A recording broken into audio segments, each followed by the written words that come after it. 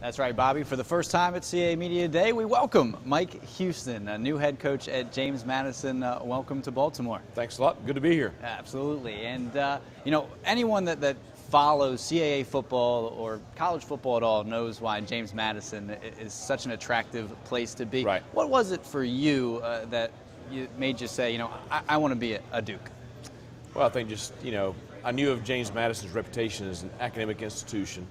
But really, when I stepped on campus and you saw just everything about the campus, the support there, to have the whole place in the shape that it's in, and then you see the athletic facilities in particular, Bridgeforth Stadium, the Plecker Center, and just the commitment that's made to football there, you realize just what a high ceiling a place like that can have.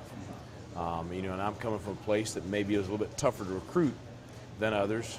And so for me, it was exciting to have an opportunity to be somewhere where I think I can go after, the top talent anywhere around. And so I'm really excited to be there. What do you want to bring to this James Madison program as head coach? Well, the biggest thing we're trying to do is we're trying to build a program with a solid foundation and one that is prepared to be a consistent competitor for the conference championship every single year. And I think that certainly that's my expectations, and I think that's the players' expectations. You've had a lot of success as a coach. Your teams have had success in running the football. James Madison last year had success in every aspect of offensive football. But Cardon Johnson, Khalid Abdullah, both back. They combined for over 2,000 yards rushing. What do you expect the offense to look like this year? Well, I think we'll be very balanced because you mentioned Cardon and Khalid, and obviously we're blessed to have two players that either one could be the feature back on any college football program. But they play well together. We're going to play them together as well as alternating them throughout the year. But we're also very talented at the wide receiver position. So we're going to be a very balanced offense. I think we should have the potential to be very explosive on offense. Last season, quarterback Vad Lee was on pace to win the Peyton Award, most likely, when he was injured in Week 8 against Richmond. Brian Shore came in, finished off the season for the Dukes, but this offseason you were able to get a transfer quarterback, the opening day starter last year at South Carolina in Connor Mitch. How did that opportunity come about for you? Well, I think first I want to touch on Brian real quick, and I thought he filled in great for Vad last year. We felt great coming out of the spring about Brian. I think he is very capable of leading our football program at a very high level. The only thing I didn't feel good about was, Brian was the only scholarship quarterback I had on the roster when I took the job. We signed a really solid freshman, but he's going to be a freshman in Cole Johnson. He's going to be a great player one day, but we're getting ready to play a season against a tough slate of opponents.